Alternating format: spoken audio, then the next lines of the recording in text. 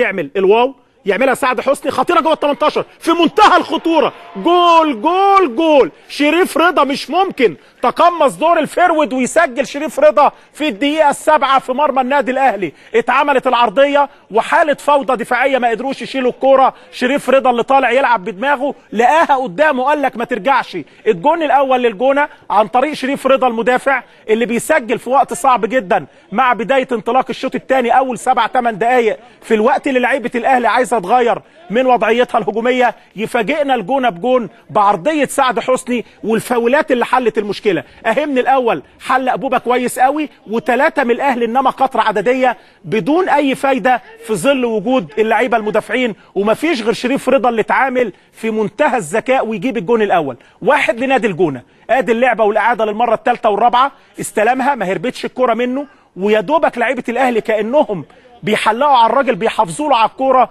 عشان يسجل هدف التقدم للجول.